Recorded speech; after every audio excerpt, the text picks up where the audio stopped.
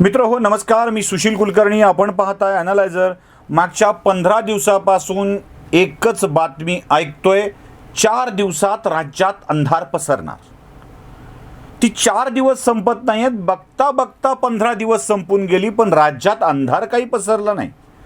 नाही म्हणायला या बातमीचा आधार घेऊन भारनियमन काही ठिकाणी लागू करण्याचा प्रयत्न होतो आहे आणि या भारनियमनासाठी केंद्राला दोषी ठरवलं जातं आहे.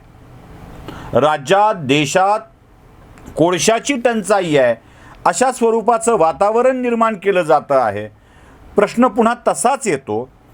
प्रश्न सोयीस्कर विचारायचा, उत्तर सोयीस्कर घ्यायचं आणि सोयीस्कर उत्तराला मोठी बातमी करून मांडायचं, हेच धोरण आपल्याकडं चालू आहे.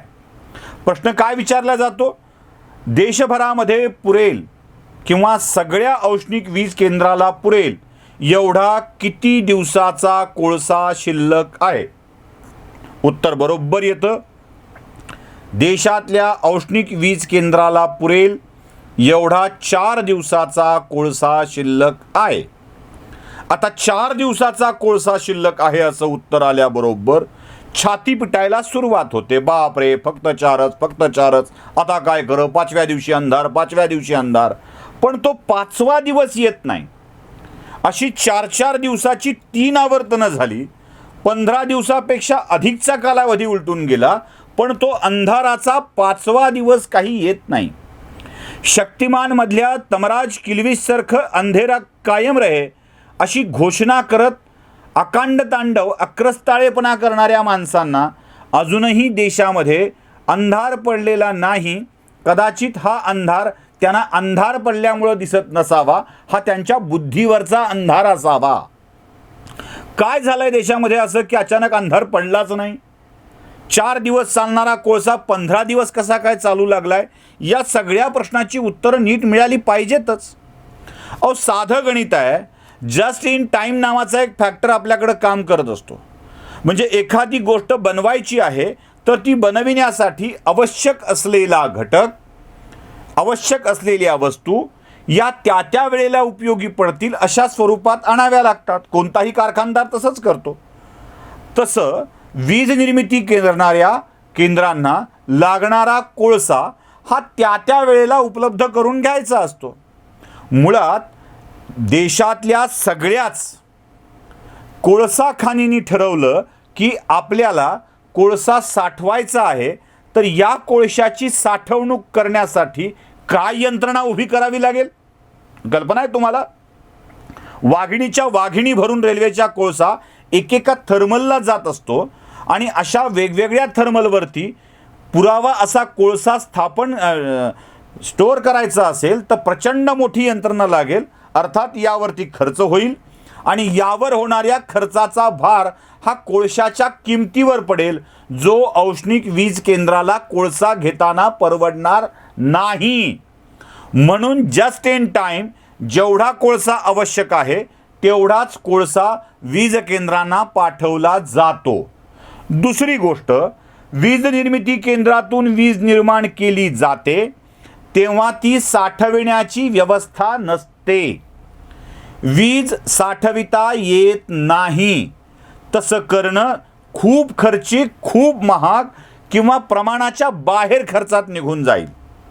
म्हणून वीज निर्मिती केंद्राची अविरत चालणारी प्रक्रिया आणि वीज वहनाची अविरत चालणारी प्रक्रिया यात ग्रीड फेल न होण्याचा धोका देखील सांभाळावा लागतो. म्हणून कुठे अतिरिक्त वीज तयार करावी लागते किंवा कोळसा आला म्हणून अतिरिक्त वीज तयार होईल असं काही नसतं. कधी कधी वीज निर्मिती करणाऱ्या केंद्रांना राज्यांना वीज फुकट द्यावी लागते. बाबांनो घ्या असं म्हणावं लागतं, कारण तयार झालेली वीज द्यायची कुठे? 24 तास वीज निर्मिती करण्याची प्रक्रिया चालू असते आणि राज्यांना किंवा वीज पुरवठा करणाऱ्या कंपन्यांना ही वीज काही वेळा फुकट द्यावी लागते. अर्थात ही फुकट घेतलेली वीज ग्राहकांच्यापर्यंत मात्र फुकट पोहोचत नाही. त्यासाठी या वितरण कंपन्या किंवा सरकार हे ग्राहकांच्याकडून बिल घेतच असतात. मग वीज तयार होणं थांबवता येत नाही, कोळसा स्टोअर करता येत नाही, वीज स्टोअर करता येत नाही. अशा वेळेला ढोबळ नियमानुसार 4 दिवस पुरेल इतकाच कोळसा कंपन्यांच्याकडून कोल कंपन्यांच्याकडून वीज निर्मिती केंद्रांना पाठवला जातो. प्रश्न विचारायचा, किती दिवसाचा कोळसा आहे? उत्तर येतं 4 दिवसाचा कोळसा आहे आणि बोंबाबोंब सुरू होऊन जाते.